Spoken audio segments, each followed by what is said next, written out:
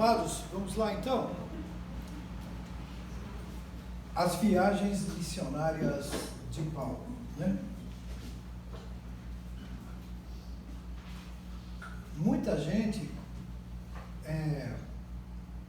fica impressionado de saber como Paulo conseguiu alcançar com o Evangelho tantas regiões em tão pouco tempo, né? E sofrendo prisões, açoites, né? É por isso que aquela frase que muita gente usa para vitória, né? Para conquista, eu posso todas as coisas daquele que me fortalece. Paulo está falando sobre esses sofrimentos, passou necessidade, fome, passou por problemas, prisões, açoites, mas eu posso todas essas coisas naquele que me fortalece. Então, essa fortaleza dele era suportar as aflições, as perseguições, né? Então, na verdade, como pode um homem, a pergunta é, revolucionar toda a sua época? Não, Paulo era um mensageiro extraordinário do Senhor, através do qual o Evangelho foi universalizado.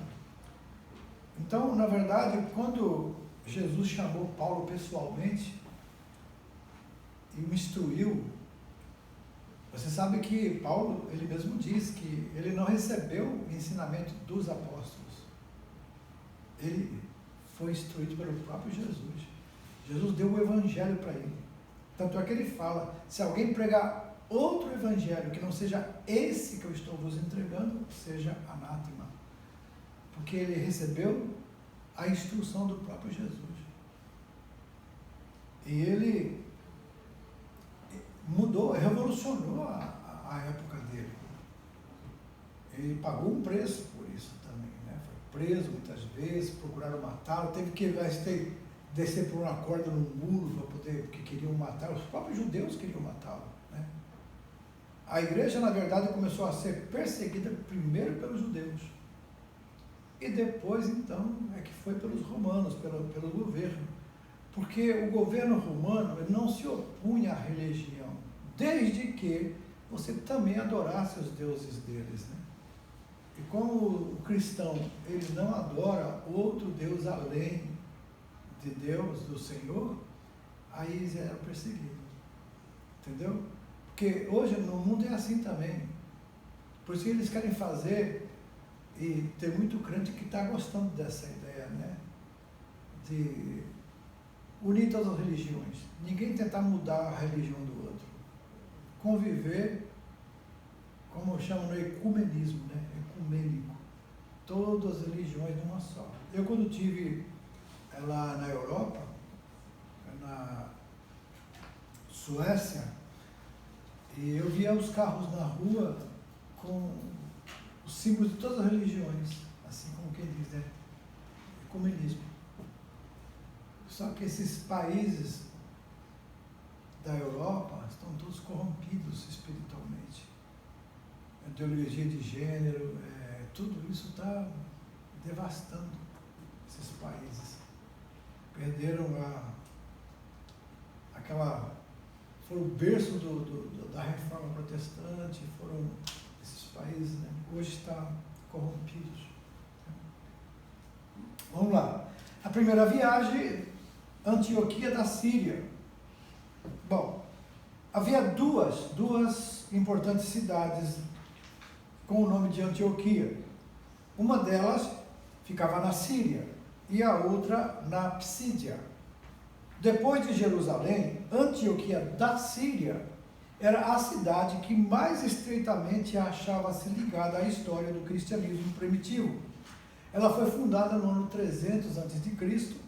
e logo se tornou uma das primeiras cidades do mundo antigo. O seu nome era uma homenagem a Antíoco, que, ocasião da morte de Alexandre Magno, fundou uma truculenta dinastia que muitos transtornos estariam os filhos de Israel. Esse Antíoco é aquele Antíoco Epifânio, que chegou a queimar uma porca no altar e profanou o templo. Não obstante, os judeus que viviam em Antioquia eram governados por seu próprio chefe e desfrutavam de muitos privilégios políticos. Os cristãos que se viram constrangidos a deixar Jerusalém, depois da morte de Estevão, ficaram ali, instalaram-se em Antioquia, onde acabaram por fundar uma vigorosa igreja.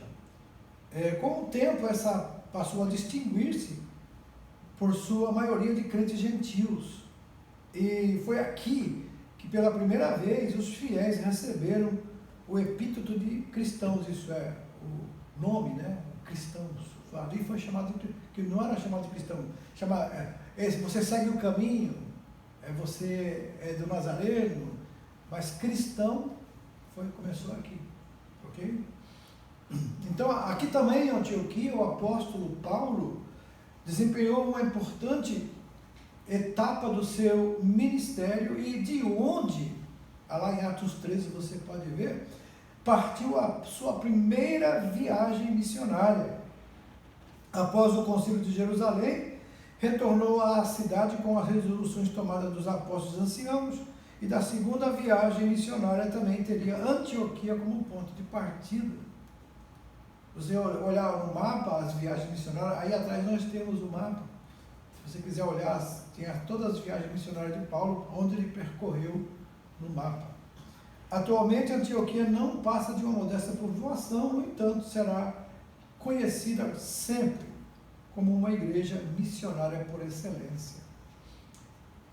A Seleucia, ela é situada no foz do rio Orontes, era uma das principais cidades da Síria, ficavam concorrido porto do Mediterrâneo.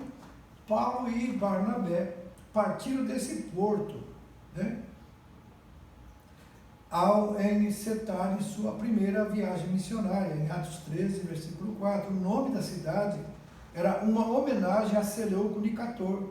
Seleucia estava a 26 quilômetros de Antioquia e, na era apostólica, desfrutava de grande autonomia política também. Aí vem Selamina, que é localizado no extremo oriental de Chipre. Foi nessa cidade que Paulo desembarcou por ocasião da sua primeira viagem missionária, e não eram poucas as sinagogas em Selamina, pois em Chipre possuía Herodes várias minas de cobre, que empregavam milhares de judeus.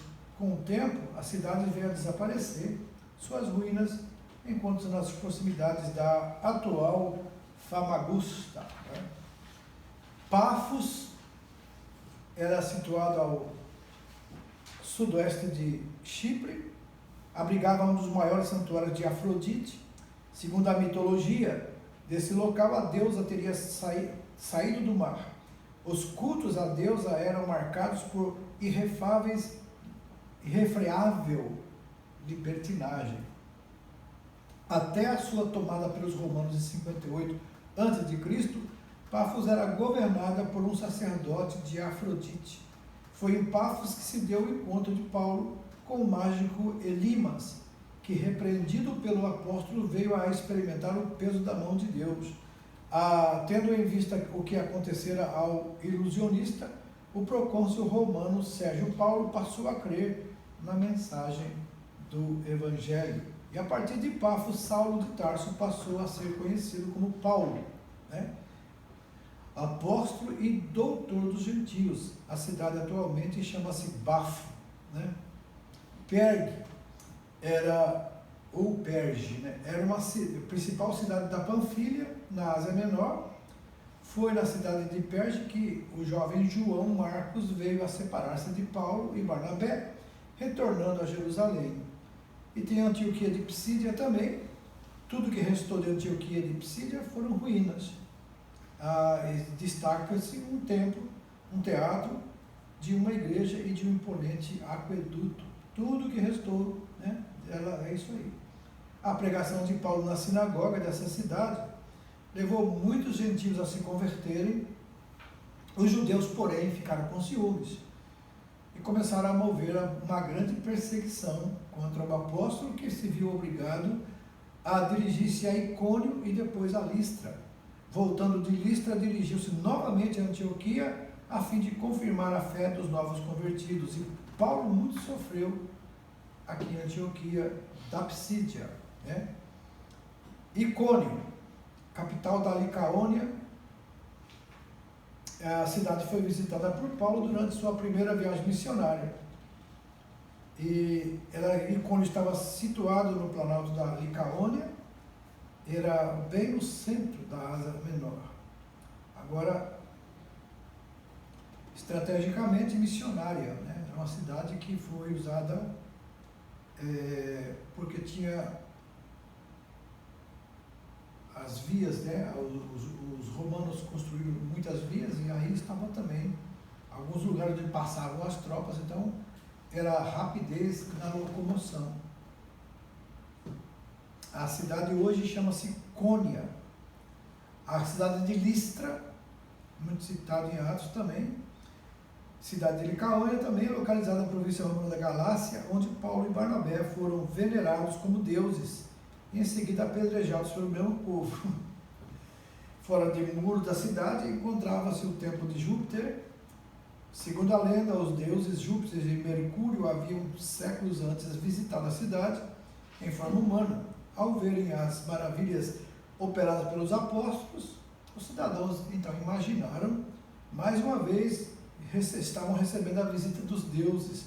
Mais tarde foi fundada uma igreja na mesma povoação. Timóteo, natural de Listra, tinha conhecimento dos sofrimentos e perseguições de Paulo naquela localidade. Quando o apóstolo tornou a visitar a cidade, Timóteo já havia aceitado a fé e Listra é identificada como a moderna vila de Cartim-Serai. Aí vem Derbe também, outra cidade citada, é também na região da Licaônia, faz parte da província romana da Galácia também. E Gaio, companheiro do apóstolo, era natural de Derbe. O local onde estava Derbe, né, o sítio, o local onde estava Derbe, provavelmente a muralha de Gudeslim e cerca de 48 quilômetros sudeste de Listra. Aí vem Listra, Icônio e Antioquia. Quando Paulo regressa pela mesma rota, Paulo e Barnabé, e em cada uma dessas cidades ele vinha consolando e confirmando a fé dos irmãos, dos novos crentes, né? Atalia, nessa cidade portuária da Panfilha, localizada ao sul da Ásia Menor, Paulo e Barnabé regressaram a Antioquia, cuja igreja os comissionava para a grande cruzada missionária. Em Antioquia, Paulo e Barnabé relataram à igreja tudo que o Senhor operara perante eles. Quando o missionário volta para a sua base, né?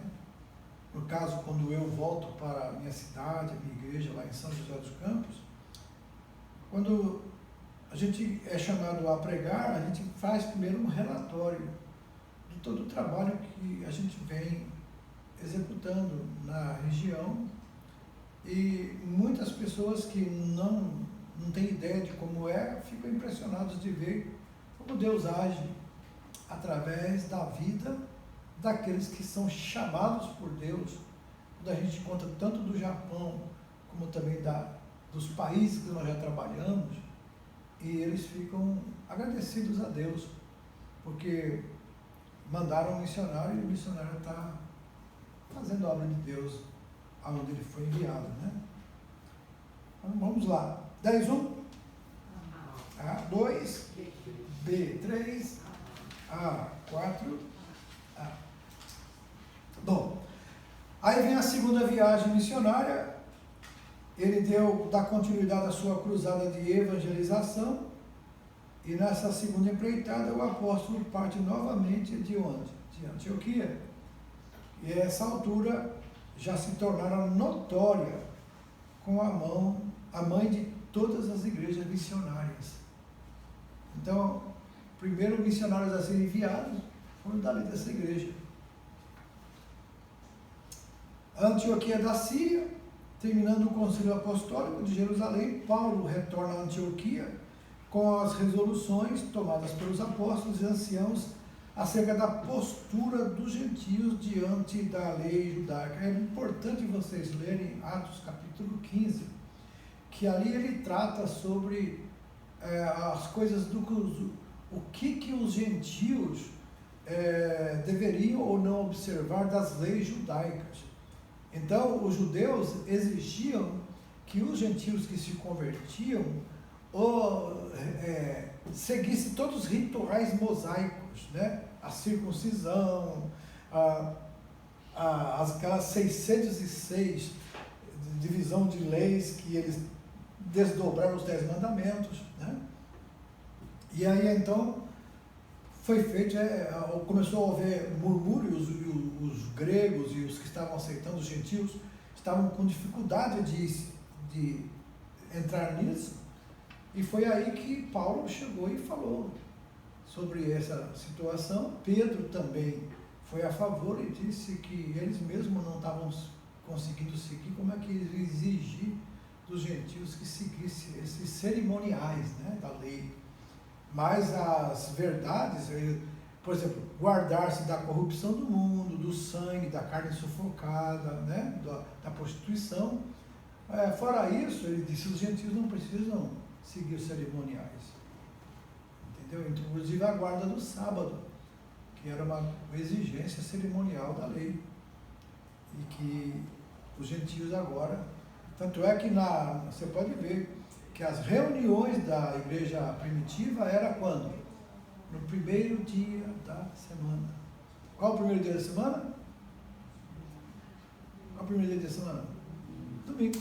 Então, no Novo Testamento, quando o Adventista vem com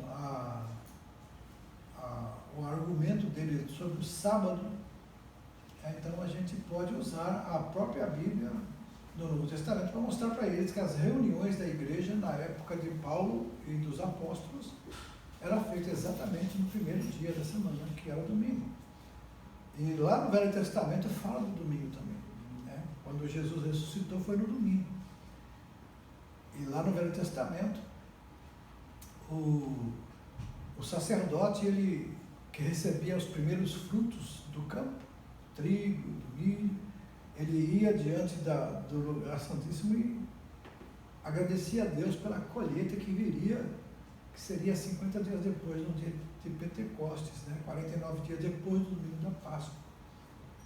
E no dia posterior a esse se celebrava o Pentecostes, que é o cinquentenário, 50 dias, né?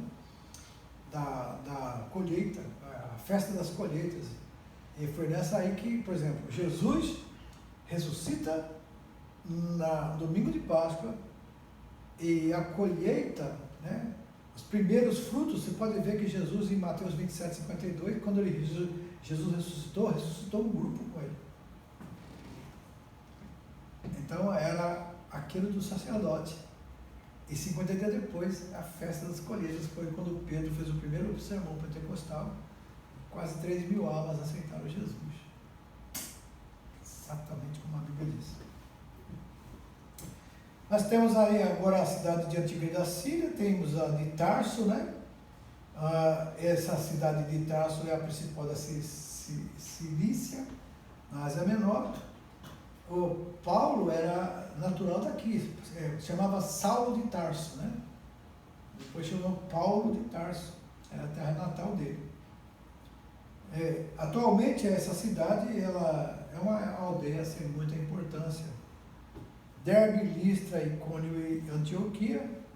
Aí nessa viagem se une o jovem Timóteo, que na igreja primitiva Timóteo se tornou um notável pastor, né? No seu ministério e por suas afeições com o apóstolo Paulo, né? Paulo tinha Timóteo como filho dele na fé, e ele falava muito com Timóteo, mandava Timóteo para vários lugares, confiava nele. Samotrácia era uma pequena ilha situada no oeste do Mar Egeu, que aqui ancorou o navio de Paulo durante sua segunda viagem missionária. Ela está entre Troade e Neápolis. Ela recebeu diferentes designações, né? Dardânia, Leucânia e Samos, mas a sua principal cidade ficava na parte setentrional da ilha, e apesar das suas pequenas dimensões, ela tem 27 km de perímetro, tinha o status de nação e soberana. Seu nome atual é Samotraque. Pequenininha, só um traque. Neápolis, cidade portuária da Macedônia, é localizada na proximidade de Filipos. Foi o primeiro lugar da Europa a ser visitado por Paulo e seus companheiros. Aqui ele chegou com um chamado especial de Deus, a visão de Troade. Aí vem a cidade de Filipos. Essa cidade é da Macedônia. Ela foi dado esse nome em homenagem ao rei Filipe, pai de Alexandre Magno, em 350 a.C. E ela se tornou uma cidade aprazível, cidade do mundo, é uma das mais, né? E entre Filipos e o mar havia uma cadeia de montes através dos quais passava a estrada que levava às minas do interior macedônio.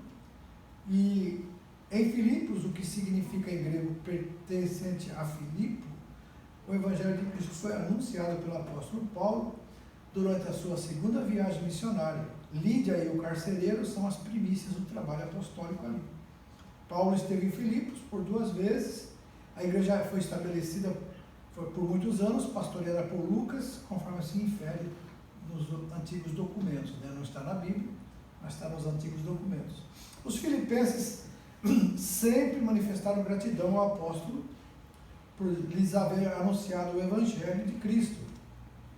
Quando Paulo estava na Acaia, os filipenses mandaram-lhe uma oferta em dinheiro e mais tarde enviariam também, através de Epafrodito, outra oferta de amor ao saber da sua prisão e do seu encarceramento em Roma. Aqui tem alguma errada? Tudo certo, né? Muito bem. A segunda viagem, agora também, ele passa por Anfípolis, cidade da Macedônia, que também é localizada em Filipos. Aí o apóstolo esteve durante a sua segunda viagem missionária. Era um importante centro produtor de azeite, figo e madeira. Depois vem a Polônia, a 60 quilômetros da Tessalônica, por onde passaram também os apóstolos Paulo e Silas, quando a sua viagem para a mesma região. Aí vem Tessalônica, é também uma cidade da Macedônia, cujo primeiro nome era Termas, que significa banhos quentes. Tessalônica estava situada entre o Golfo Termaico, e a cidade assim passou a ser designada quando o general macedônio Cassandro propôs-se a homenagear sua esposa, que era irmã de Alexandre Magno, e tinha esse nome, Cassandra. Desculpa, ela deu o nome da cidade. Já pensou? Esses homens, eles eram, embora os recursos eram bem rasteiros, né? Mas eles tinham suas casas de verão, tinham seus lugares onde eles tinham suas regalias, né? Sob o governo romano, 146 a.C., Tessalônica foi guindada a capital de um dos 4 distritos da Macedônia e sede do governo provincial, embora fosse cidade livre, administrada por politarcas. Então, devido à sua localização estratégica do seu porto, atraía muitos comerciantes, residiam muitos judeus, romanos e gregos. Onde tem comércio e dinheiro, tem judeu. Conhecida hoje como Salônica, é ainda uma florescente cidade comercial, né? Paulo esteve em Tessalônica na sua segunda viagem missionária, e quando ele, na sua permanência, recebeu dos filipenses esse generoso auxílio, que não somente uma vez, como ele disse, né? E também, Atos 17 mostra como foi uma vigorosa pregação de um apóstolo naquela cidade, o elevado caráter da igreja ali estabelecida. E depois vem Bereia, né? Os bereanos, localizada a 80 quilômetros de Tessalônica, ao sudoeste da Macedônia. Paulo esteve em Bereia durante a sua segunda viagem missionária. E em Bereia o apóstolo encontrou uma comunidade judaica que, ao contrário de Tessalônica, era tida como nobre, pois conferia tudo o que ele dizia com as Escrituras. Entenderam porque o nosso nome de Bereanos, Atos 17, 11. Né? Eles conferem, ouve, mas confere na Bíblia. Que aí é a garantia que vocês não estão sendo enganados ou mal ensinados. Né? Aí vem a cidade de Atenas. Essa cidade aqui ficou bem conhecida também, né? Paulo, ele fez uma pregação aqui, usando, inclusive, na escola dos filósofos, os epicureus, os estoicos, né, que ali tinham, os gregos, eram bem religiosos, né? E tinha até um altar que eles fizeram ao Deus desconhecido. Ele falou assim, de repente tem algum Deus aí que a gente não sabe que existe e vai adorar.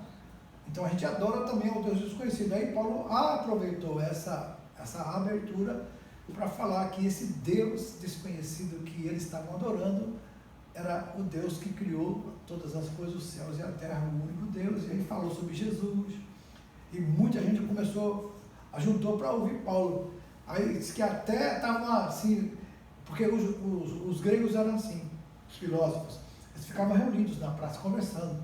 Cada um tentando ver se tinha alguma novidade, alguma filosofia nova que eles ainda não sabiam. E quando Paulo chegou falando sobre isso, eles falaram assim, peraí, vamos ouvir aquele, está falando alguma coisa ali, ó, é diferente, é nova, é coisa nova, vamos lá. E começou a juntar. Aí quando Paulo falou sobre o Criador, que todas as coisas, que o céu, a terra e tudo que existe, começou a falar, aí fala de Jesus Cristo, que mandou, que veio ao mundo, depois foi morto, quando fala foi morto, ressuscitou, esse é paroleiro, você está falando besteira. Vamos embora. Muitos deixaram, mas muitos creram. E Atenas, muita gente acabou aceitando e crendo em Jesus Cristo por causa desse trabalho de Paulo. Corinto foi edificada sobre o istmo que liga esse Peloponeso ao continente. A cidade de Corinto desfrutava dos concursos de 2 portos, Cencreia ao oriente e Léquio ao ocidente. De um ele recebia ricas mercadorias da Ásia, de outro os produtos da Itália e dos demais países do ocidente. Corinto, que comportava grande centro comercial, era conhecida como a terra do grande luxo e licenciosidade, devido ao culto a Vênus, que se fazia acompanhar de vergonhosos ritos. Paulo chegou ao Corinto no fim da sua segunda viagem missionária, ficou ali também 1 ano e meio, né, 18 meses, e fundou a vigorosa igreja que nós hoje, inclusive, muita gente fala, nossa, a igreja de Corinto era uma igreja problemática. Mas se não tivesse essa igreja de Corinto, se Paulo não escrevesse essa carta, a gente não sabia como resolver muitos problemas da igreja hoje, né? E isso foi uma permissão de Deus para que Paulo, ao escrever a carta para resolver esses problemas que estavam existindo na igreja de Corinto, tinha incesto, tinha briga entre os irmãos, tinha muita disputa entre que eu sou de Paulo, eu sou de Apolo, eu sou de Cefas, eu sou de Cristo, e ele então chama a atenção dessas pessoas para falar que quem é Paulo, quem é Apolo, quem é Cefas, né? Jesus é o principal, né? E a Coríntio original não existia quando Paulo ali esteve, né, a original, mas a cidade foi reedificada por Júlio César para funcionar como capital da província romana de Acaia. Paulo retornaria à cidade durante a sua terceira viagem missionária. Agora, hoje em dia, Corinto é apenas uma aldeia. Éfeso, também a capital da província romana, está localizada às margens do Mar Egeu, das 3 maiores cidades do litoral, e além de ser um importante centro comercial, Éfeso tornara-se famosa por abrigar o templo da deusa Diana. Seu teatro comportava 24 mil pessoas sentadas. Uau! Né? Paulo ali chegou durante a sua segunda viagem missionária. E Cesareia, nós temos uma irmã aí que ela, pastor, me leva na Cesareia para comer um franguinho. É Saizeria, né? Aquela irmã, essa irmã, te dá muita risada dela quando ela fala. Eu quero ir na Cesaré. Em Cesaré desembarcou o apóstolo Paulo quando retornava de sua segunda viagem missionária. E a lição 9 do texto, nós já falamos sobre isso, né? 9, 10, 11 e 12. Aí vem a terceira viagem missionária. Ele vai para Antioquia. Ele aqui naquela região, ele confrontou essa cultura helena, né? Isso é cultura grega, no Areópago, e dentro um pouco o tempo desafiaria Roma. Ele foi usado por Deus poderosamente para cumprir a parte mais difícil da grande comissão, levar o evangelho aos confins da terra. Ele tem a Antioquia da Síria, né? Essa Antioquia da Síria, nas duas viagens anteriores, o apóstolo partiu da igreja em Antioquia da Síria para a sua terceira viagem. Não é sem razão, né, que essa igreja é conhecida, uma igreja missionária por excelência. Foi discutido isso lá no texto 1 e 2 dessa lição, nós falamos. Derbe, Listra, Iconita e Antioquia da Psídia. Essa Antioquia da Psídia, Paulo foi perseguido, não é de onde ele saiu, é onde ele chegou também. Agora, Éfeso, essa cidade nós já falamos sobre ela também. O apóstolo ficaria 3 anos pregando aqui nessa cidade, ensinando e doutrinando a igreja. E Éfeso também, o ensinamento dele foi tão completo que em Éfeso era conhecido como a igreja das regiões celestiais, né? Ele encontrou ali 12 varões, né? 12 homens que, embora conhecesse o batismo de João, eles ignoravam a verdade sobre o batismo com o Espírito Santo. Aí o apóstolo ensinou eles, né? Doutrinou, orou por eles e todos foram cheios do Espírito Santo, falaram em línguas e profetizaram. As oposições em Éfeso foram muitas, como por exemplo, por parte dos ourives, a deusa Diana, né? O Evangelho de Cristo todavia prevaleceu sobre a idolatria, quanto sobre a magia. Macedônia, quando ele deixa Éfeso, ele dirige essa Macedônia, onde consolou as igrejas de Cristo, confirmando também os crentes ali. A Grécia estava situada também na sudeste da Europa, é conhecida como a pátria da filosofia, né? Foi aí que Paulo, durante sua terceira viagem missionária, esteve para reavivar a evangelização do país. Foi facilitado também porque, em virtude do que o grego, na época, era o quê? Era uma língua franca, era igual ao inglês hoje, né? O grego, na época, lá em Israel, mesmo em Jerusalém, em Israel falava-se o grego koiné, né? Que é o grego comum, o grego popular. E Paulo não teve dificuldade, porque essa língua ele já tinha domínio sobre ela. Filipos, né? Aqui por alguns dias ele ficou até embarcar para Troade, e acerca de Filipos, o tratamento dispensado pelos filipenses ao Evangelho e ao apóstolo Paulo, no texto 2 nós falamos. Troade, ele antes de seguir viagem fez um longo discurso, durante o qual lá em Troade um jovem, né, o jovem Eutico, ele estava na janela, o discurso dele foi longo, ele dormiu e caiu do segundo andar, foi dado como morto. Paulo, todavia, retornou com ele vivo ao cenáculo, para a alegria de todos e dos presentes. E, de acordo com alguns autores, Troade foi erguida na localização da antiga cidade de Troia. Mileto, cidade jônica, costeira localizada a 60 km do sul de Éfeso, foi durante centenas de anos um importante porto marítimo, local em que o apóstolo Paulo reuniu os anciãos de Éfeso e fez um comovente discurso. O que mais chocou os anciãos nesse discurso de Paulo foi o fato de que o apóstolo Paulo disse: vai ser a última vez que vocês vão me ver. Que Paulo já estava indo, sabia que ia ser preso para Roma e ia ser morto, decapitado ali. Pátara, localizada em Lícia, possuía um porto de onde o apóstolo embarcou quando se dirigiu a Jerusalém no final da terceira viagem missionária. Nessa cidade havia um famoso oráculo de Apolo. Atualmente, Pátara não passa de um lugar onde predominam ruínas. Aí vem Tiro, antigo porto fenício, localizado ao sul de Sidom, ao norte do Carmelo. Na antiguidade, Tiro era um famoso centro comercial, né? Agora, quando de regresso da sua terceira viagem missionária, Paulo permaneceu com os cristãos em Tiro por 7 dias, e nessa cidade procurou reunir-se com os cristãos que ali residiam. Aí vem Ptolemaida, né?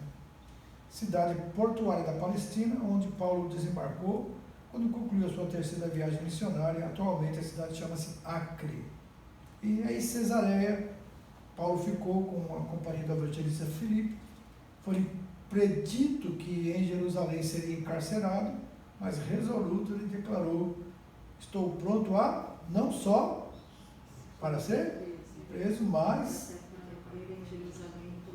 a morrer em Jerusalém pelo nome do Senhor Jesus. Aí a 13 e 14 e 15, 16.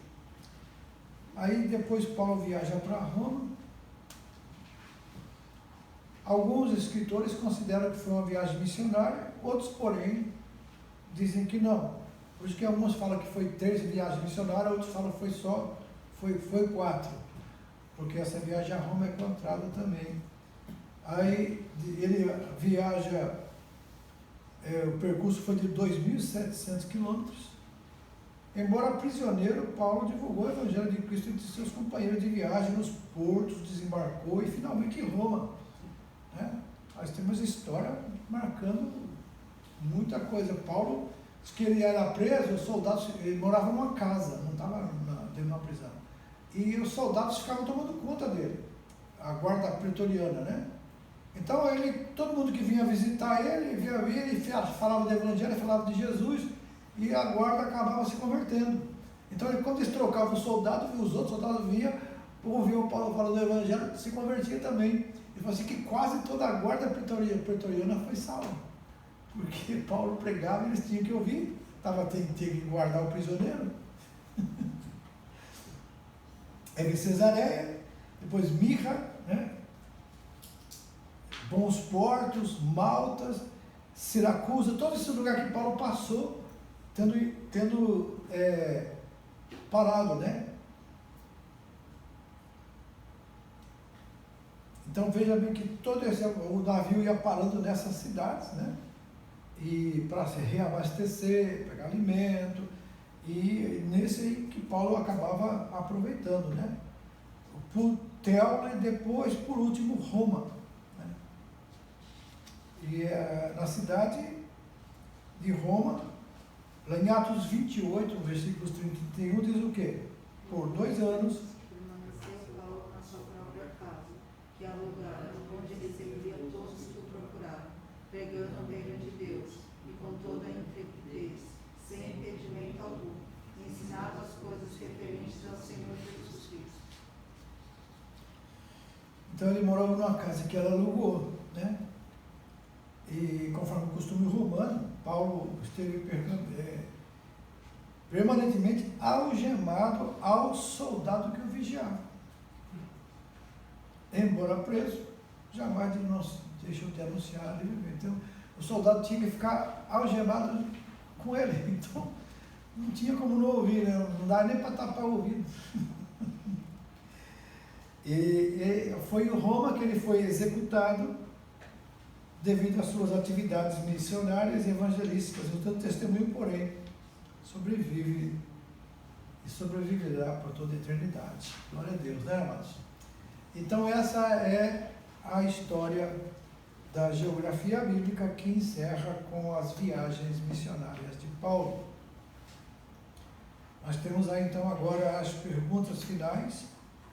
17, C, 18, 19 e 20, B, 21, 22, 23, C, 24, B, 25, D. Muito bem, parabéns a vocês. Mais um livro. E agora você já tem na mão o novo aí, né? É grossinho? É grossinho. Mas glória a Deus, né, amados? Vamos orar ao Senhor, agradecer a Deus. Deu para aprender alguma coisa? Deu, né?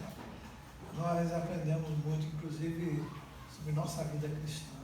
Pai querido, obrigado por mais uma vez terminarmos mais um livro, Pai. Obrigado pelos teus servos que, tocados por Ti, pelo Teu Espírito, desejam conhecer mais a Tua palavra. Que eles possam, ó Deus, não somente se conformarem em ter aprendido um pouco, inclusive superficialmente, mas que eles possam se aprofundar, ó Pai, nas matérias que estão estudando, para poder então divulgar também a Tua palavra, o Teu Evangelho e viver uma vida digna do nome que temos, que cristãos, que reflitamos Jesus Cristo em nossa vida.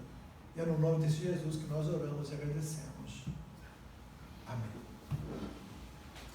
Deus abençoe.